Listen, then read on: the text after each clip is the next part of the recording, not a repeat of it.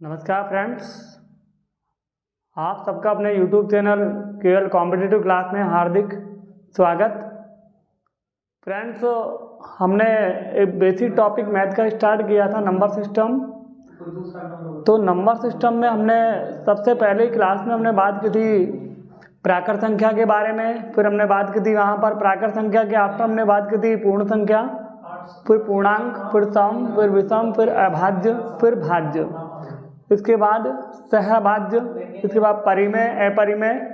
इस तरह की तमाम संख्याओं के बारे में हम ऑलरेडी क्लास के अंदर डिस्कस कर चुके हैं कि किस तरह हम प्राकृत संख्याओं का योगफल ज्ञात करते हैं, वो भी हमने देखा। 1 से लेकर n तक की प्राकृत संख्याओं का योगफल, उनके वर्गों का योगफल, उनके घनों का योगफल। इसके अलावा हमने सम विषम संख्याओं का योगफल भी ज्ञात किया। एक विशेष फॉर्मूला मैंने यूज किया था, आर्यमान सूत्र। मित्रों, आर्यमान सूत्र के द्वारा हम किसी भी तरह की प्राकृत संख्या हो, चाहे वो सम संख्या हो, विषम संख्या हो, भाज्य एवं गुणनफल पर आधारित सभी संख्याएं हो, उनका योगफल भी मैंने आपको बताया था कि b plus a b minus a plus सारवंतर बटे 2 गुणा सारवंतर। इसके बाद मैंने आपसे अगली क्लास में डिस्कस किया था कि किस तरह संख्याओं के गुणनफल में इकाई का अंक हम ज्ञात करते हैं। ये मेरी जो क्लास है, जो बेसिक पार्ट, जो इसका जो था संख्या पद्धति की वीडियो 3rd में अवेलेबल है, सब कुछ है यहाँ तक का। आज हम पढ़ रहे हैं यहाँ पर इसका पार्ट नंबर 4। देखो, संख्या पद्धति का ये पार्ट है भाजकता के नियम।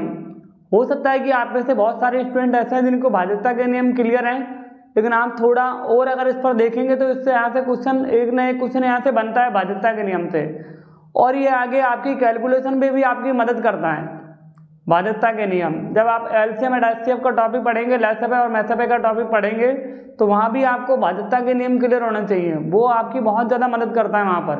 आप जब एलसीएम निकालते हैं फ्रैक्शन वाली संख्याओं का, भिन्न वाली संख्याओं का, तो भी आपकी बहुत ज़्यादा मदद होती है वहाँ पर। तो इस तरीके से ये एक मैथ का बेसिक पार्ट है भाजकता के नियम, जिसको हम कहते हैं डिविजिबिलिटी रूल, भाजकता के नियम। मैं स्टार्ट करता हूँ आज भाजकता के नियम से। तो सबसे पहले मैंने लिखा है मित्रों 2 की भाजकता का नियम। देखो, 2 की भाजकता के नियम में आप अच्छी तरह जानते हैं कि 2 की भाजकता का नियम क्या कहता है, इकाई का अंक, कि यदि किसी संख्या के इकाई का अंक कितना हो, 0, 2, 4, 6, 8, 0, 2, 4, 6 और 8, तो वो नंबर हमेशा कितने से डिवाइड होगा, 2 से। इट मीन्स यदि किसी संख्या का यूनिट प्लेस 0, 2, 4, 6, 8 हो, तो वो नंबर किससे डिवाइड होगा, 2 से। एग्जाम्पल के रूप में अगर मैं कोई 2-3 एग्जाम्पल दे दूं आपको, जैसे मैंने कोई नंबर लिखा 782, एक मैंने नंबर लिखा 1024, एक नंबर लिखा 576, एक नंबर लिखा 10,090 और एक लास्ट में एक नंबर लिया 99,758। ये सभी नंबर कितने से डिवाइड है, 2 से, क्योंकि यहाँ पर इसका यूनिट प्लेस क्या है, 2, इसका 4, इसका 6, इसका 0 और इसका कितना है, 8 है। अगला नंबर लिया है मैंने यहाँ पर 3 व 9 की भाजकता का नियम। देखो, 3 और 9 की जो डिविजिबिलिटी रूल है, वो ये कहता है कि यदि किसी संख्या के अंकों के योग में, यहाँ पर हम क्या करेंगे, अंकों के योग को डिवाइड करेंगे।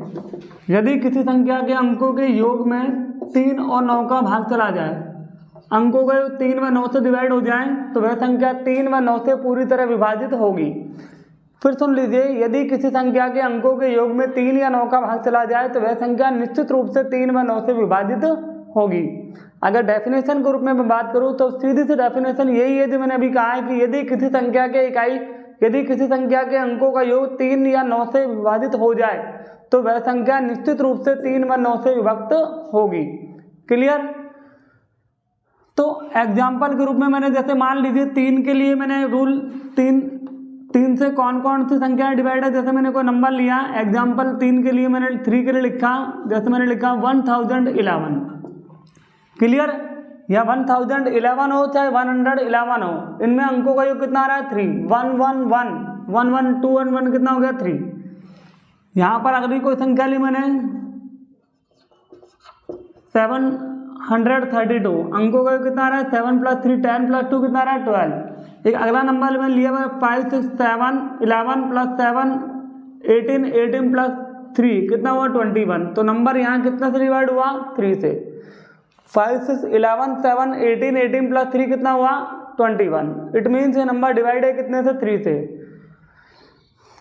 और भी हम ले सकते हैं कोई एग्जाम्पल, जैसे यहाँ एक संख्या ली हमने 6 3 9 3, 7 दिख रहा है नंबर 3 से डिवाइड है 6 3 9 9 18, ये मैंने आगे लिख दिया कितना 0। तो इस नंबर का जो सम आ रहा है कितना आ रहा है 18, ये कितना से डिवाइड है 3 से। अच्छा ये 9 से भी डिवाइड है क्योंकि 18 9 के टेबल में भी आता है। क्लियर मित्रों, यदि किसी संख्या के अंकों का योग 3 व 9 से विभाजित हो तो वह संख्या निश्चित रूप से 3 व 9 से विभक्त होगी। क्लियर। अब मैं यहाँ पर बात करता हूँ 9 के लिए। तो 9 के लिए अगर आप 9 के लिए अगर एग्जाम्पल की बात करेंगे कि 9 की भाज्यता के लिए, तो यहाँ पर जैसे हमने कोई संख्या ली 1, इन सबका सम करेंगे 1 + 3 4 4 8 और 1 कितना हो गया 9। तो संख्या ये यहाँ पर 1341 डिवाइडेड है कितने से 9 से। कोई दूसरा नंबर लिया मैंने 5 6 7 5 और 6 11 और 7 18, आगे मैंने लिख दिया 0। तो ये संख्या भी कितना से डिवाइड है 9 से, क्योंकि इसके अंकों का योग कितना आ रहा है 18 18।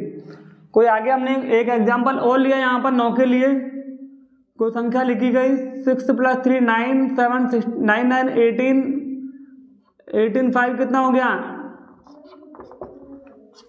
9 9 18 18 5 23 + 4 27। इट मीन्स ये संख्या कितना से डिवाइड है 9 से। क्लियर दोस्तों। अब मैंने लिखा 4 की भाज्यता का नियम। देखो 4 की भाज्यता का नियम सीधा सा है कि यदि किसी संख्या के अंतिम 2 अंकों में अंतिम 2 अंक पूर्णतया,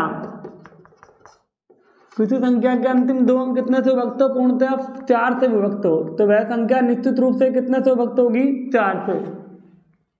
क्लियर दोस्तों। जैसे एग्जाम्पल के रूप में मैंने बात करा 1020 9 6 5 6, एक को संख्या ली 70,912, एक कोई संख्या ली यहाँ पर 99,732। तो ये सभी संख्याएं एक मैंने यहाँ पर ले लिया, जैसे कोई एक एग्जाम्पल और बता दिया आपको 9900 या 9900। क्लियर। ये सभी संख्याएं निश्चित रूप से कितने से विभाजित है 4 से। 4 की भाज्यता का नियम, यदि किसी संख्या के अंतिम 2 अंकों में 4 का पूरा भाग चला जाए तो वे संख्या निश्चित रूप से 4 से विभक्त होगी। देखिए दोस्तों, जो भी लीप ईयर होता है वो भी हमेशा 4 से पूरी तरह विभाजित होता है। जैसे आने वाला जो ईयर है 2024, इसके अंतिम 2 अंक कितने हैं 24 24 है, तो ये कैसा ईयर है लीप ईयर है। लीप ईयर की भी ये डेफिनेशन है कि यदि कोई भी ईयर जो 4 से डिवाइड है और उसमें भी वही 4 की भाज्यता का नियम हम लगाते हैं कि अंतिम 2 अंकों में कितने का भाग देते हैं 4 का। ठीक है, क्लियर बात। कभी रीजनिंग के अंदर कैलेंडर का टॉपिक लेंगे तब मैं वहां आपसे खुलकर डिस्कस करूंगा इस टॉपिक के ऊपर। 5 की भाज्यता का नियम, इकाई का अंक। 5 की भाज्यता का नियम क्या कहता है, इकाई का अंक। यदि किसी संख्या के इकाई का अंक कितना होना चाहिए 0 या 5, तो वे संख्या कितने से विभक्त होगी 5 से। इकाई का अंक 0 या 5 हो, बस ये कितने की भाज्यता का नियम है 5 का। कोई संख्या ली हमने यहाँ पर 7915, इकाई का अंक कितना है 5।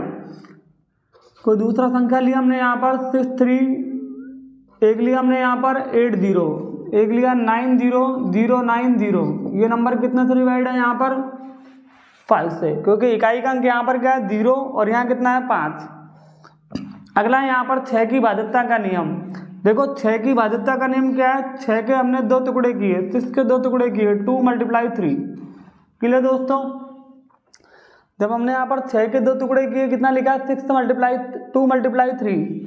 अब यहाँ पर आपको याद रखना पड़ेगा कि 6 के अंदर दोनों नियम काम आते हैं, इकाई का अंक, ठीक है, 0 2 4 6 और 8 हो, और यहाँ पर वही अंकों का योग किसके लिए 3 के लिए, अंकों का योग डिवाइड हो कितने से 3 से। इट मीन्स यदि किसी संख्या के इकाई का अंक 0 2 4 6 8 हो तो यह संख्या 2 से विभाजित है, और कोई संख्या अगर अंकों का योग 3 से विभाजित है तो वह संख्या 3 से विभक्त है। यदि किसी संख्या पर किसी संख्या पर 2 और 3 दोनों का नियम लागू हो रहा है, इसका मतलब है 6 से भी पूरी तरह विभक्त है। अगर इकाई का अंक सम नहीं हुआ तो कोई भी विषम संख्या 6 से विभाजित नहीं होती। पहली बात तो इकाई का अंक सम होना चाहिए, दूसरी बात अंकों का योग 3 से डिवाइड होना चाहिए। वही नियम लागू होता है किसके ऊपर, इन दोनों का नियम लागू होता है किसके ऊपर, 6 के ऊपर। तो 6 की भाज्यता का नियम ये हो गया, यदि किसी संख्या में 2 व 3 दोनों का भाग चला जाए तो वह संख्या निश्चित रूप से 6 से पूरी तरह विभाजित होगी। फॉर एग्जाम्पल मैंने बात की यहाँ पर 7000, अब मैंने यहाँ पर जैसे कोई नंबर लिया 7054, इकाई का अंक तो क्या है यहाँ पर 4 है, ठीक है, ये तो सम है। लेकिन जब इनका सम करेंगे तो 7 और 5 कितना आ रहा है 12 और 4 कितना आ रहा है 16। इसका मतलब ये अभी 3 से डिवाइड नहीं है 16। तो हमने क्या किया यहाँ पर, जैसे मान लीजिए मैंने कोई संख्या बढ़ा दी इधर, मैंने इसको लिख दिया 27054। अब यहाँ पर अंकों का योग कितना आ रहा है 18 और इकाई का अंक सम है, इसका मतलब 6 से डिवाइड है। मान लीजिए हमने कोई संख्या लिखी और मैंने यहाँ पर लिख दिया कोई नंबर लिख दिया यहाँ पर मैंने 8। अब इस संख्या के अंकों का योग करते हैं, 3 और 7 10, 10 और 8 18। आपसे करा यहाँ पर x का वह न्यूनतम मान क्या होगा कि संख्या 6 से पूर्णतः विभक्त हो जाए। तो दोस्तों हम क्या करेंगे, जब इस संख्या के इकाई का अंक देख रहे हैं तो वो कितना आ रहा है 8, और जब इनके अंकों का योग करेंगे तो कितना आ रहा है 3 + 7 10, 10 + 8 18। अब 18 में न्यूनतम क्या जोड़ा जाए कि संख्या 3 से पूर्णतः विभक्त हो जाए, क्योंकि इकाई का अंक तो सम है, 2 से तो विभाजित है। अब अंकों का योग 3 से डिवाइड होना चाहिए। अभी वैसे जरूरत नहीं है हमें यहाँ पर इसको डिवाइड करने की, लेकिन इसने एक नंबर गायब कर दिया यहाँ पर x। ये कह रहा है कि यहाँ कौन सा नंबर रखेंगे कि आप अभी भी ये 6 से विभक्त हो जाए। तो हम क्या करेंगे, 3 6 18, 3 7 21। इसका मतलब हमें यहाँ कम से कम कितना रखना पड़ेगा 3।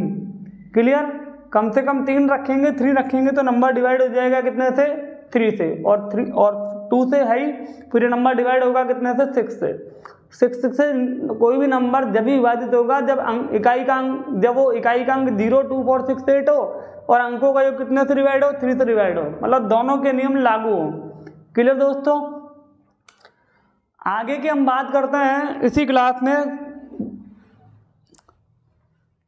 7 की भाज्यता का नियम। दोस्तों आपको मैं एक बात बता दूं, एक स्पेशल नियम है 7 का, ठीक है। 7 की भाज्यता के नियम में जब आप पढ़ेंगे इसको तो 7 की भाज्यता का नियम क्या कहता है, सुन लीजिए आप एक बार कि 7 की भाज्यता का नियम जो है उसमें क्या करेंगे आप, 7 की भाज्यता के नियम में यदि किसी संख्या के अंकों की पुनरावृत्ति, सुन लीजिए 7 की भाज्यता के नियम को, कि यदि किसी संख्या के अंकों की पुनरावृत्ति 1 1 के पद में, 2 2 के पद में, 3 3 के पद में 6 अंकों तक हो, तो वे सभी संख्याएं निश्चित रूप से 7 व 13 से विभक्त होगी। इसके साथ 13 भी बोला है मैंने, और इसके साथ 37 भी आता है 37। क्लियर दोस्तों, तो मैं 1 मिनट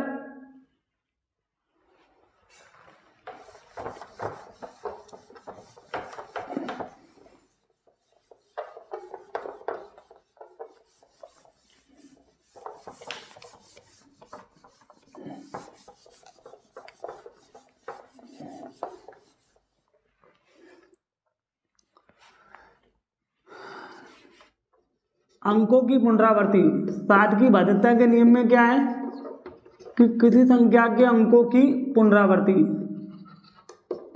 1 1 के पद में, 1 1 के पद में 6 अंकों तक हो। अभी समझाऊंगा मैं आपको इसका मतलब, सुन लीजिए। यदि किसी संख्या के अंकों की पुनरावृत्ति 1 1 के पद में 6 अंकों तक हो तो वह संख्या निश्चित रूप से कितने से विभक्त होगी, यहाँ पर 7 13 व 37 से। देखिए आप 7 के साथ 13 भी लिख रहा हूँ मैं और यहाँ पर 37 भी लिख रहा हूँ मैं। 7 के साथ 13 लिखा है मैंने और 37 लिखा है मैंने।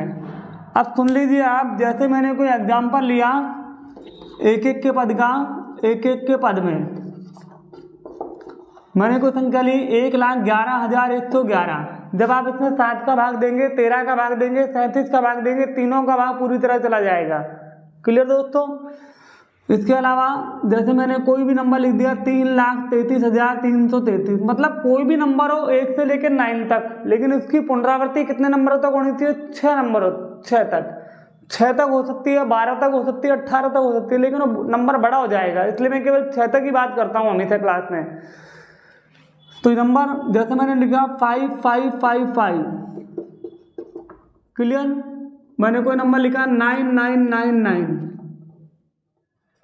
तो ये सभी नंबर कितने से विभाजित है? 7, 13 व 37 से। यदि किसी संख्या के अंकों की पुनरावृत्ति एक एक के पद में 6 अंकों तक हो तो वे सभी संख्याएं निश्चित रूप से कितने से विभक्त होगी? 7 व 13 से, 7, 13 व 37 से। लेकिन अगर वो पुनरावृत्ति 2-2 के पद में है, अगर वो पुनरावृत्ति 2-2 के पद में है और 3-3 के पद में है, तो वे सभी संख्याएं निश्चित रूप से 7, 13 व 37 से 7 से विभक्त होगी। देखो 7, 13, 37 तो ये सभी विभक्त है जिनकी पुनरावृत्ति एक एक के पद में हो रही है, लेकिन जिनकी पुनरावृत्ति 2-2 के पद में, 3-3 के पद में है, तो वो भी निश्चित रूप से 7, 13 व 37 से विभक्त होगी। केवल 7 से विभक्त होगी। जैसे मान लीजिए 1 2 1 2 1 2, मैंने कोई नंबर लिखा 4 5 4 5 4 5, कोई नंबर लिखा 8 9 8 9 8 9, क्लियर दोस्तों। तो किसी संख्या के अंकों की पुनरावृत्ति 2-2 के पद में आ रही है और कितने अंकों तक आ रही है? 6 अंकों तक आ रही है। 2-2 के पद का मतलब दोनों पद समान है, 1 2 1 2 1 2। एक बात और मैं बता दूं, जरूरी नहीं है कोई संख्या आगे पीछे ही हो, कहीं से भी आ सकती है वो संख्या। जैसे मैंने 9 के आगे मैंने लिख दिया 3, मैंने लिख दिया 1 लिख दिया, ये 9 1 9 1 9 1, ठीक है। एक हमने कोई नंबर ले लिया यहाँ पर 1 के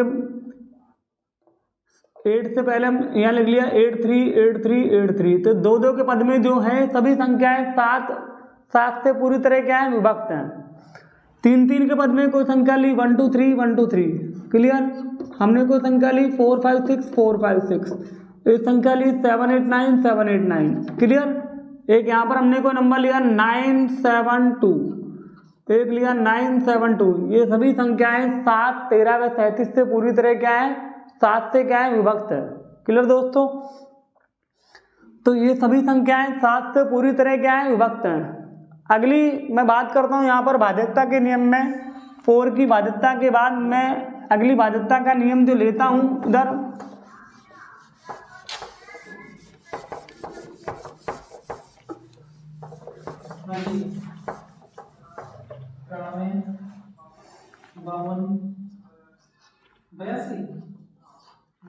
देखिए दोस्तों, इसी भाज्यता के नियम को आगे बढ़ाते हुए 7 के बाद हमने यहाँ पर लिया 8 की भाज्यता का नियम। कितने की भाज्यता का नियम? 8 की भाज्यता का नियम।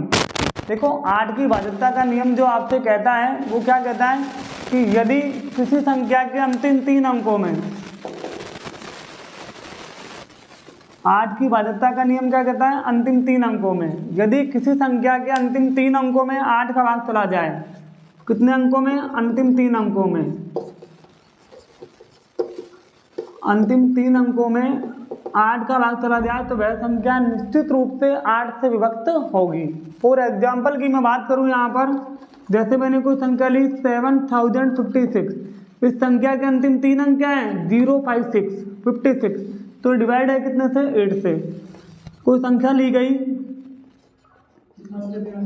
11,000, यहाँ पर लिया मैंने कोई नंबर लिया 11,912, 8 1 8, रिमेनिंग रह गया 1, 1 के आगे 1, 11 11 8 1 8, कितना रहेगा? 3 3 के आगे 2, 8 4 32। इट मीन्स ये नंबर डिवाइड है कितने से? 8 से, 8 से, क्लियर दोस्तों। फिर हमने कोई नंबर लिया 50,840, ये सभी नंबर कितने से विभक्त हैं? 8 से। यदि किसी संख्या के अंतिम 3 अंकों में 8 का भाग चला जाए तो वह संख्या निश्चित रूप से कितने से विभक्त होगी? 8 से विभक्त होगी, क्लियर। एग्जाम्पल हमने ले लिए। अब मैं यहाँ के आगे बात करता हूँ 9 की भाज्यता का नियम, जो हम पहले पढ़ चुके हैं 3 के साथ। देखो 10 की भाज्यता का नियम आपको अच्छी तरीके से आता है या आप जानते भी हैं कि 10 की भाज्यता का नियम ब्रह्मांड का सबसे सीधा भाज्यता का नियम है। इसका इकाई का अंक क्या होना चाहिए 0। यदि किसी संख्या के इकाई का अंक 0 है तो वह संख्या 10 से विभक्त होगी।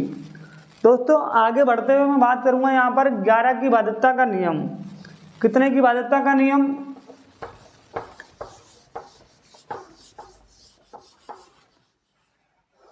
8 के बाद मैं बात करता हूँ यहाँ पर 11 की भाज्यता का नियम। स्पेशल है ये, थोड़ा सा इस पर ध्यान देने की जरूरत है आपको। देखो भाज्यता के नियम के संबंध में जितने भी क्वेश्चन है उसके संदर्भ में भी मैं आपसे जरूर बात करूंगा एक बार। इससे रिलेटेड जितने भी क्वेश्चन है वो हम लेंगे, 5-6 क्वेश्चन जरूर लेंगे इनके ऊपर कि किस टाइप के क्वेश्चन कॉम्पिटिशन में इनसे बनते हैं। देखो 11 की भाज्यता का जो नियम है वो क्या कहता है कि यदि किसी संख्या के सम अंक व विषम अंकों का योग या सम स्थान व विषम स्थान का योग, ठीक है, सम स्थान और विषम स्थान के योग का अंतर 0 हो। क्या बोला मैंने यहाँ पर? सम स्थानों, यदि किसी संख्या के सम स्थान और विषम स्थान के योग का अंतर, सम स्थानों का योग और विषम स्थानों का योग का जो अंतर है, ये जो डिफरेंस है, ठीक है, अंतर है, वो कितना होना चाहिए? या तो 0 या कितना होना चाहिए 11। तो नंबर कितने से डिवाइड होगा? 11 से। क्लियर? एक एग्जांपल मैं आपके सामने रखता हूं यहाँ पर। जैसे मान लीजिए मैंने कोई नंबर रखा यहाँ पर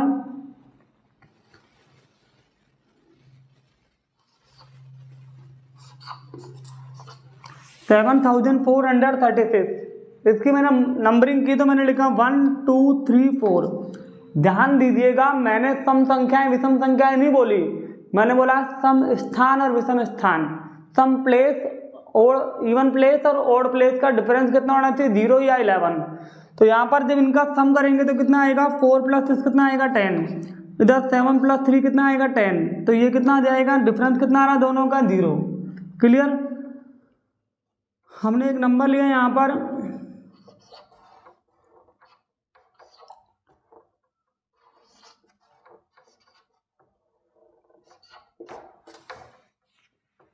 लिखा है 1 2 3 4 5 6। क्लियर? सम स्थानों का योग हम कर रहे हैं। कितना आ रहा है? 8 + 2 10, 10 और 4 कितना आ रहा है? 14।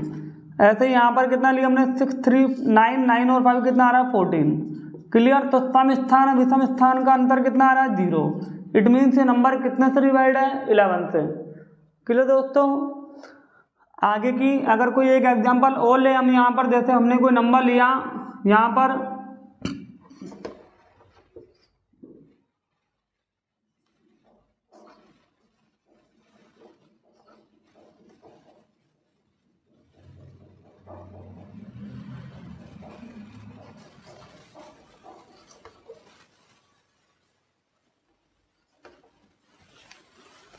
83,677।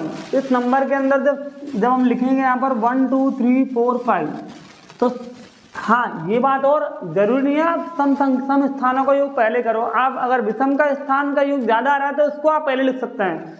तो यहाँ पर कितना आ रहा है? 8 + 6 कितना आ रहा है? 14। 14 + 7 कितना आ रहा है? 21। और ये कितना आ रहा है? इसका योग कितना आ रहा है? सम स्थानों का योग। सम स्थानों का योग कितना आ रहा है यहाँ पर? 3 + 7 10। तो 21 - 10 कितना आ जाएगा? 11। इट मीन्स ये नंबर डिवाइड है कितने से? ये नंबर डिवाइड हो गया कितने से?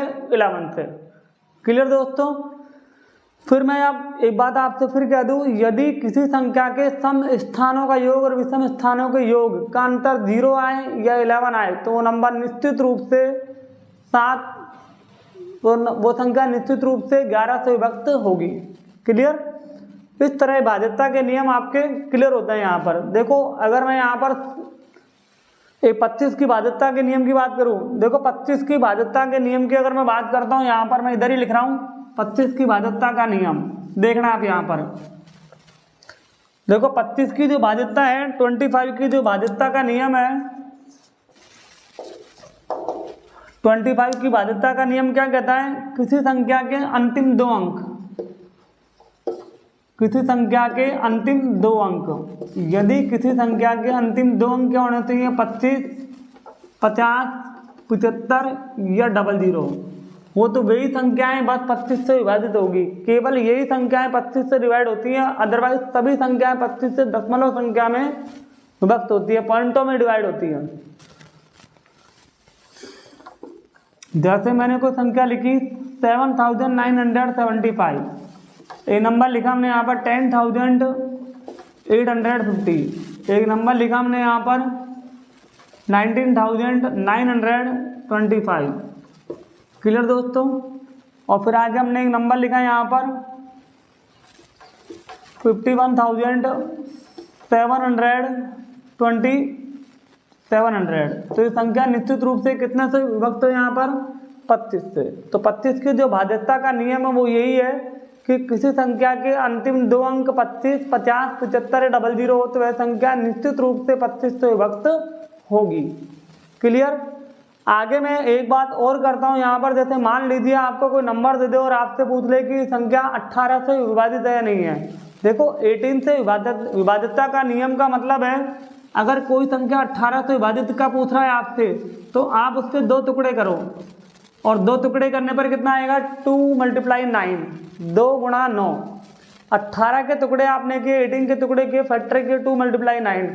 यदि किसी संख्या के अंदर 9 और 2 दोनों का भाग चला जाए, 2 के भाग का मतलब है संख्या सम होनी चाहिए, और 9 के भाग का मतलब है 9 से डिवाइड का मतलब है संख्या के अंकों के योग में 9 का भाग जाना चाहिए, तो भी वो संख्या 18 से डिवाइड होगी। क्लियर।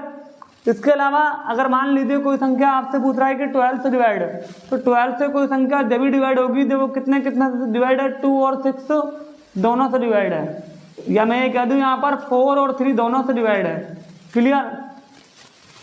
4 और 3 का मतलब है अंतिम दो अंकों में 4 का भाग और अंकों के योग में 3 का भाग, तो ये संख्या 12 से विभक्त होगी। क्लियर। मान लीजिए आपको कोई संख्या कह दे 27। देखो 27 में कोई दिक्कत नहीं है, 27 के फैक्टर होते हैं 3 × 9। कोई भी संख्या 27 से विभाजित का मतलब है कि उस संख्या के अंकों के योग में 3 और 9 दोनों का भाग जाना चाहिए, तो ही वो संख्या 27 से पूरी तरह विभक्त होगी। क्लियर दोस्तों। तो इस तरीके से हमने यहाँ पर बात की आज यहाँ पर सभी भाज्यता के नियमों की, जिसमें हमने पढ़ा 2 की भाज्यता का नियम, 3 का, 4 का, 5 का, 6 का। इसके अलावा 7 के साथ हमने लिखा है 7, 13 में 37 की भाज्यता का नियम। क्लियर दोस्तों। आगे मैं अब कुछ क्वेश्चन लेना चाह रहा हूँ, इसी टॉपिक के ऊपर रिलेटेड हैं कुछ क्वेश्चन, उन पे पहले हम डिस्कस करते हैं एक बार। देखो इसमें लगभग मैंने आपको कई चीजें इस टॉपिक में क्लियर करवा दी हैं। आज मैं कुछ बेसिक क्वेश्चन ले रहा हूँ, फिर इसके बाद अभी और इसमें थोड़ा सा बच रहा है।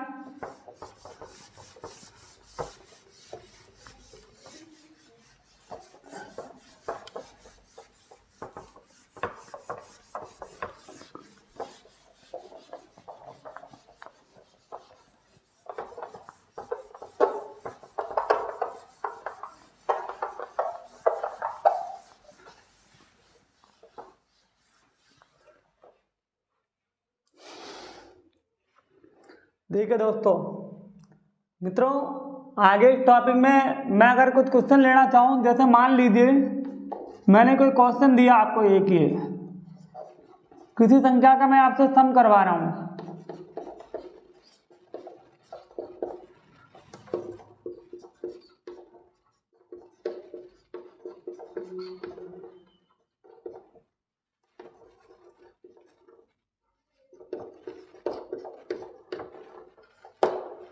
एक क्वेश्चन लिखा मैंने यहाँ पर 1 से लेके 50, फिर वापस कहाँ तक जा रहा है 1 तक। आप ध्यान देना दोस्तों, यदि इस तरह का कोई भी क्वेश्चन आता है जिसमें इसकी रिपीटेशन हो रही है 50 से जा रहा है, फिर वापस रिपीटेशन हो रही है 1 तक, तो आप ये देखेंगे इनमें कोई नंबर एक ऐसा है जो रिपीट नहीं हो रहा। वो कौन है? 50। वो लेके 1 से लेके 49 और ये 1 से लेके 49, बीच का नंबर क्या आ रहा है? 50। इस तरह का कोई भी क्वेश्चन आए तो कंपटीशन के लिहाज से वेरी सिंपल क्वेश्चन है, मात्र ये मान लीजिए 10 सेकंड का क्वेश्चन भी नहीं है ये। आप ऐसा नहीं करें कि आप पहले 1 से 50 तक की संख्याओं का योग कर रहे हैं, फिर 149 तक का योग कर रहे हैं, फिर दोनों को सम कर रहे हैं। बिल्कुल आपको नहीं करना है ऐसा। आप डायरेक्ट बीच वाला नंबर पकड़ेंगे और इसका क्या कर देंगे? स्क्वायर। बीच वाला नंबर पकड़ा 50 का स्क्वायर क्या कितना आ गया? 2500। ये डायरेक्ट आंसर है, इसका शॉर्ट ट्रिक है। क्लियर। एक मान लीजिए मैंने कोई अगला क्वेश्चन लिखा है यहाँ पर 1/1 मल्टीप्लाई 2, 1/2 मल्टीप्लाई 3, एक लिखा मैंने यहाँ पर 3 मल्टीप्लाई 4, एक लिखा मैंने यहाँ पर 4 मल्टीप्लाई 5, और ये चलता जा रहा है। कहाँ तक जा रहा है? 1/9 मल्टीप्लाई 10। ये क्वेश्चन कई बार पेपरों में पूछा गया है कि 1/1 मल्टीप्लाई 2, लास्ट में कहाँ तक 9 गुणा 10, 9 मल्टीप्लाई 10। देखो जब भी ऐसा कोई क्वेश्चन आता है तो आप क्या करेंगे, इसको दो भागों में तोड़ देंगे, लास्ट वाले को, मतलब 9 को दो भागों में तोड़ देंगे, 9/10, और ये इसका क्या कहलाएगा? आंसर। ठीक है, जैसे और इसका तरीका क्या है करने का, वो ये है कि आप इसको तोड़ करके ऐसे लिख सकते हैं, क्योंकि जब इसको तोड़ेंगे तो क्या आएगा? 1/1 माइनस 1/2। आगे वाले पार्ट पे जब हम आएंगे तो इसको तोड़ के लिखेंगे 1/2 माइनस 1/3, और इसको तोड़ के हम क्या लिखेंगे? 1/3 माइनस 1/4। ये आगे चलता जाएगा 1/9 माइनस 1/10। अब आप करेंगे क्या? माइनस और प्लस दोनों सेम संख्याएं हैं, लेकिन चिन्ह अलग अलग हैं तो कैंसिल हो जाएंगे। ये कैंसिल, आगे प्लस 1/9 से पहले क्या आएगा? माइनस 1/9, तो ये कैंसिल। क्लियर? तो ये 1/1 में से कितना लेस करेंगे? 1/10। यहाँ पर एलसीएम कितना आ रहा है? 10, तो 10 में से 1 लेस के कितना जाएगा? 9/10। क्लियर दोस्तों? आपको कुछ नहीं करना, आप डायरेक्ट ये करेंगे, इसको तोड़ेंगे बीच में से, 9/10। ठीक है, एक और मैंने आपसे कहा कि 1/1 मल्टीप्लाई 2, ये लिया मैंने यहाँ पर 2 मल्टीप्लाई 3, एक लिया मैंने यहाँ पर 3 मल्टीप्लाई 4, और एक लिया मैंने यहाँ पर 4 मल्टीप्लाई 5, और लास्ट में मैंने लिखा यहाँ पर क्या? 1/99 मल्टीप्लाई 100। तो इसका जब आंसर आप लिखेंगे तो क्या लिखेंगे? लास्ट में क्या रहा? 99 अपॉन में कितना लिखेंगे? 100। यही इसका क्या कहलाएगा? आंसर। क्लियर दोस्तों? फिर मैंने एक क्वेश्चन और लिया कि यदि, या एक क्वेश्चन मैंने आपसे कहा कि 1 माइनस 1/3, 1 माइनस 1/4, 1 माइनस कितना? 1/5, 1 माइनस 1/6, ये चलता जा रहा है आगे तक। ठीक है, तो इस तरह देखो, अगर मैं यहाँ पर इसको करूँ तो 3 बनता 3 में से 1 का तो कितना होगा? 2/3, ये कितना आ रहा है? 3/4। क्लियर? और जैसे मैंने यहाँ पर इसको रोक दिया आगे जाकर के, 1 माइनस 1 कितना कर दिया मैंने यहाँ पर? 6 ले लिया, 7 ले लिया, 10 ले लिया। क्लियर? तो मैं यहाँ पर जब इसको लिखूंगा तो 5 बनता 5, 5 में से 1 कम किया, कितना हो गया? 6। ये कितना हो गया? 4 कितना हो जाएगा? 5। ये कितना हो जाएगा यहाँ पर? 5/6। ये चलता जाएगा आगे तक, और लास्ट में 10 बनता 10, 10 में से 1 कम किया, कितना हो गया? 9/10। देखो अब ये कटता जा रहा है सारा, लास्ट में यहाँ क्या आएगा? यहाँ 8/9 होगा तो 9 से 9 कटेगा, ऊपर से क्या बच रहा है? 2, नीचे से क्या बच रहा है? 10। तो आंसर आ गया 2/10, और इसको क्या कहेंगे? 1/5। क्लियर दोस्तों? तो इस तरह हमने यहाँ पर कुछ क्वेश्चन लिए हैं सॉल्व करने के। इस तरह के क्वेश्चन में आप ध्यान रखेंगे, बीच में जो भी संख्या आएगी उसका क्या कर देंगे? स्क्वायर। दोनों तरफ से जो कॉमन है 1 से 49, इसको हमने हटा दिया, और बीच में जो नंबर कॉमन है 50 का स्क्वायर क्या? 2500। क्लियर दोस्तों? और इस तरह वाले में मैंने आपको बता दिया कि इस तरह का अगर कोई क्वेश्चन आता तो लास्ट वाली संख्या को देखो, उसके बीच में से दो भागों में तोड़ दो, 99/100, 99/100 डायरेक्ट आंसर है इसका। एक क्वेश्चन हमने यहाँ पर लिया, यदि इफ 1 का स्क्वायर प्लस 2 का स्क्वायर प्लस 3 का स्क्वायर प्लस 4 का स्क्वायर, और लास्ट में लिया मैंने 20 तक का स्क्वायर, वो लिया 2870। तो आपसे क्या कहेगा? तो आपसे कहेगा 2 का स्क्वायर प्लस 4 का स्क्वायर प्लस 6 का स्क्वायर प्लस 8 का स्क्वायर प्लस कितने तक का? 40 तक का स्क्वायर का मान आपको निकालना है। आप क्या करेंगे? इसमें कॉमन लेंगे 2। देखो आप बड़ी गलती करते हैं ये, उसमें से 2 कॉमन लेकर के। बहुत सारे स्टूडेंटों को नहीं पता ये बात कि 2 कॉमन नहीं ली जाती इसमें से कॉमन लिया जाता है 2 की पावर 2, और 2 की पावर 2 कॉमन लेंगे तो क्या बचेगा? 1 की पावर 2, 2 की पावर 2, तो इसका भाग इसमें दिया 3 की पावर 2, इसमें देंगे तो कितना आएगा 4 की पावर 2, और लास्ट में 40 में 2 का भाग देंगे तो कितना आएगा 4 की पावर 2, 20 की पावर 2। अब 2 की घात 2 का मान 4 और 1 से लेके 20 तक के वर्गों का योगफल कितना 2870, वो ये रहा। ठीक है, ये हो गया 0, 4 संख्या 28, 4 दूनी 4 8 32 और 2 कितना 34, 4 दूनी 8 3 11, 11,480। ये तरीके से क्या हो गया वर्गों का योगफल। क्लियर। तो यहाँ पर 1 से लेकर 20 तक के वर्गों का जो योग है वो 2870 है, और 2 से लेकर 40 तक के वर्गों का योग आ रहा है 11,480। ठीक है मित्रों। अब एक क्वेश्चन मैंने आपसे यहाँ पर ये लिया कि मान लीजिए मैंने आपसे कहा एक क्वेश्चन और कि यदि 1 का क्यूब 2 का क्यूब प्लस 3 का क्यूब प्लस 4 का क्यूब प्लस 5 का क्यूब प्लस लास्ट में कितने तक का, मैंने केवल 10 तक का बोला है। ठीक है, या मैंने 9 तक का बोल दिया आपसे, 9 तक का क्यूब है, 10 तक का कह दिया मैंने आपसे कि 10 तक का क्यूब। 1 से लेके 10 तक का जो क्यूब होता है वो होता है 3025, क्योंकि क्यूब निकालने का फॉर्मूला होता है n × n + 1/2 का क्या करते हैं होल स्क्वायर। घनों का योगफल निकालने का फॉर्मूला है n × n + 1/2 का होल स्क्वायर। यहाँ पर अंतिम संख्या कितनी है 10, 10 गुणा 1 किया 11 बटे कितना 2, 2 से 10 कट जाएगा 5 बार, 5 को 11 से गुणा करेंगे 55, 55 का क्या करेंगे वर्ग, 55 का वर्ग कितना आएगा 3025। क्लियर दोस्तों। तो यहाँ पर ये आ गया 3025, और आपसे पूछ रहा है वही 2 का क्यूब प्लस 4 का क्यूब प्लस 6 का क्यूब प्लस 8 का क्यूब, और लास्ट में कितने तक का, वही 20 तक का क्यूब। क्लियर। तो इसमें जो कॉमन आ रहा है वो कितना आ रहा है 2 की घात 3, ये हो जाएगा 1 की घात 3, 2 की घात 3, 3 की घात 3, 4 की घात 3, और लास्ट में कितना जाएगा 10 की घात 3।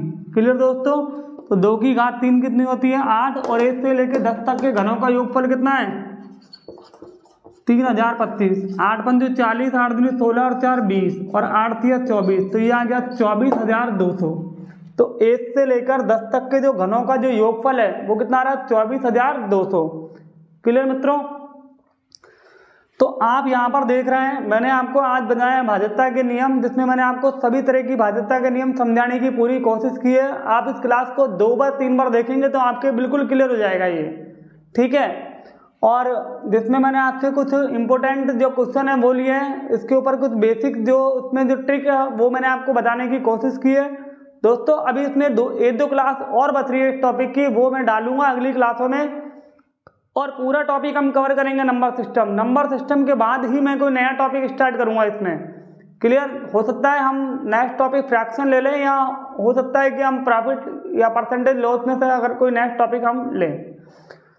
दोस्तों ये जो KL कॉम्पिटिटिव यूट्यूब चैनल है ये सब आप लोगों का ही अपना चैनल है, इसको ज़्यादा से ज़्यादा इस वीडियो को सब्सक्राइब करें, इसकी वीडियो को शेयर करें और लाइक करें, क्योंकि इससे क्या है मेरा हौसला बढ़ेगा और मैं अधिक से अधिक क्लास अच्छी से अच्छी ट्रिक आपको समझाने की कोशिश करूंगा।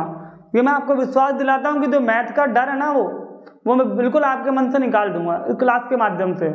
तो मैं आपसे आज की क्लास में आपसे इजाज़त चाहता हूँ। ठीक है, थैंक यू वेरी मच।